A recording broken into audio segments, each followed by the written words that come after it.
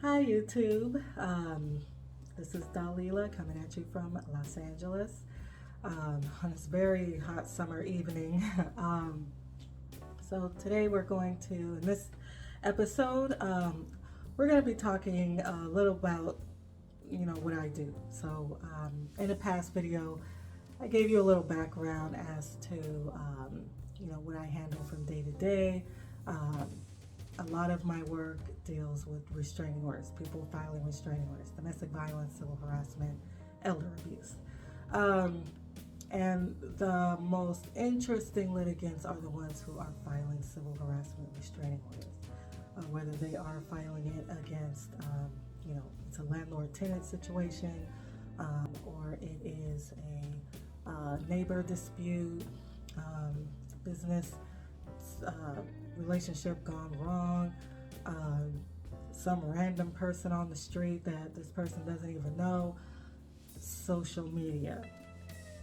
So, social media is, we all know it is this brand new world of mess. So, you think you can only get into it with somebody face to face, in person, on the street, or whatnot. No, you can get into it with somebody on social media. I'm talking about you live in LA, this other person lives across the country. The only connection that you guys have is that you were on Reddit or TikTok. You were in the comments, and then you both get into it on Instagram or something, and this person declares that you're harassing them on social media. So they will come and they will file a restraining order, a civil harassment restraining order against you. So that kind of brings me to the story of this lady who came in. She actually came in before, um, earlier in the week, and I did not help her initially. It was another paralegal, but she came back to finish her paperwork, and so I helped her with that. So a lot of her stuff was already completed, filled out. She'd already written out her statement, or typed out her statement. And now she had exhibits. So we always encourage litigants to file exhibits with their restraining orders, because it helps to, exhibits helps to kind of back up what they're alleging in their declaration. This person, they might say, oh, this person bashed my windshield in with a hammer, and they'll include like a picture of their busted windshield. That supports that, okay, your windshield got busted. Or they'll say that someone physically assaulted them. So the petitioner might take pictures of their bruises and attach that as exhibits to their filing. It helps, judges, they read through these really quickly. Um, when people are trying to get temporary orders, judges run through these quickly. So they want to know, what am I looking at? What you said this happened, where's the proof, basically? And exhibits helps with that.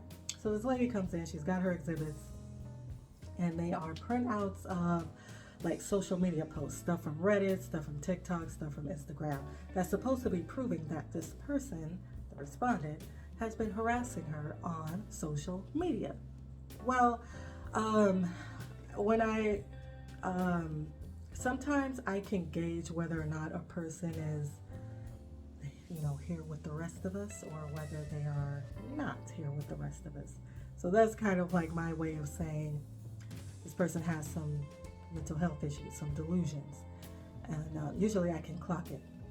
As soon as I, meet them, I'm like, okay, this person, they're not all here. So that kind of determines how I relate to them and how I speak to them. So this lady, she seemed pretty normal until I started talking to her. She was telling, so her story is that this lady, the respondent, is harassing a very known actor, that this lady, the respondent, broke into the home of this actor when the actor was not home, And so this lady, the litigant, the petitioner, she is filing a restraining order against this person who she's never met, by the way. They strictly on social media. She's filing a restraining order against this person because the litigant is kind of like calling her out on it. Like, you're harassing this actor. You're harassing this actor. So you need to stop. You're doing this, you're doing that. And so according to the litigant, the respondent is in turn harassing her because the litigant is calling her out on social media for harassing this actor, this known actor. And so the litigant comes in. She's, filing. She wants to file this restraining order.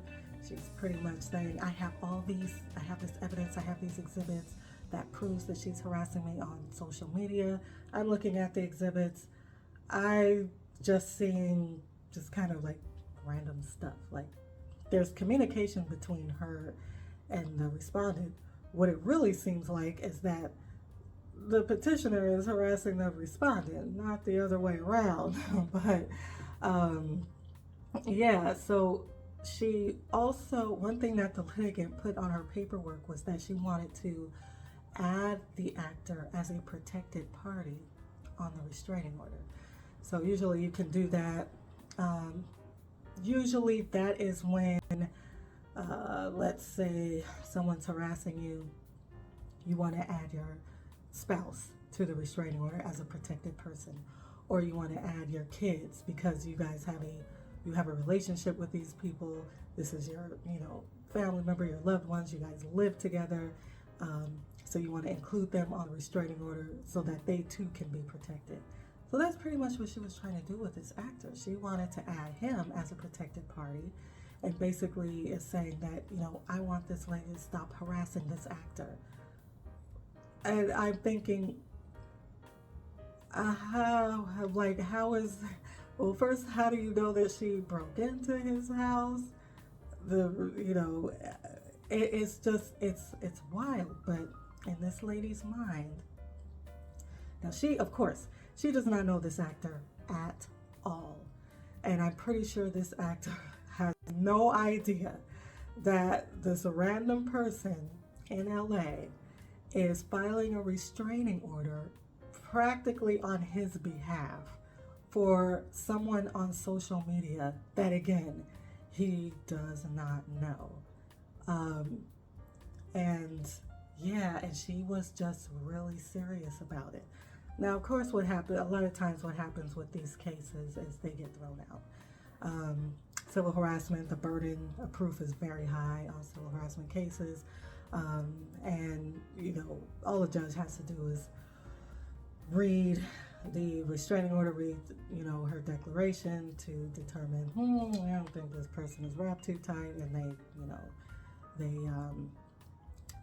more times, 9 times out of 10, the case ultimately ends up getting dismissed. But, in the meantime, as the paralegal, as someone who is, I'm neutral and I help everybody, my job is to not try to make total sense of what the litigant is saying, but making sure that what the litigant wants in this paperwork is there. Whatever she wants to file, whatever she wants to attach as exhibits, that's what I'm going to help her with.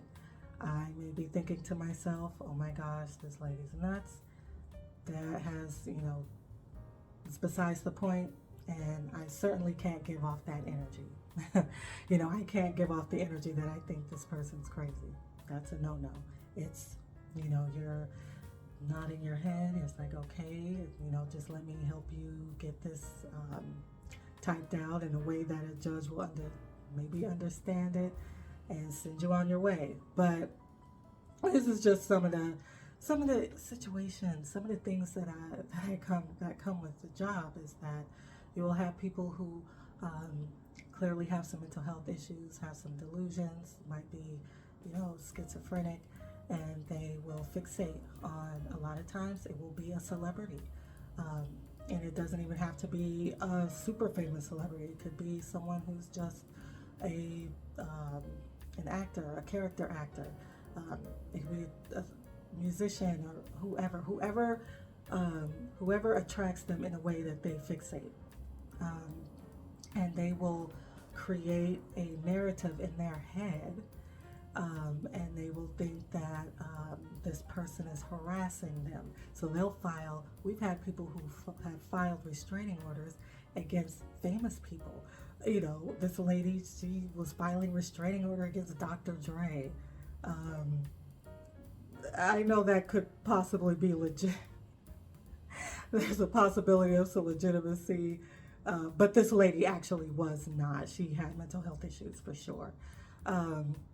We have a guy who comes in every 3-4 months or so filing restraining orders against Trump or Biden. And of course, his stuff always gets dismissed, always gets thrown out. And then, before you know it, 3-4 months goes down the line and he's back filing the same restraining orders. And this is, they have a reality that they've created in their head. And, for me, that's not my job to tell them that what they're saying is ridiculous, not true, that they're delusional. That's definitely not what I'm there for. I'm there to help them with their paperwork and send them on their way. So I just kind of wanted to show you, share that briefly, just kind of what my days look like on a day-to-day basis with my job. There's never a dull moment. So, hope you enjoyed the story, and I will be, I'm pretty sure I'll have a lot more to report on.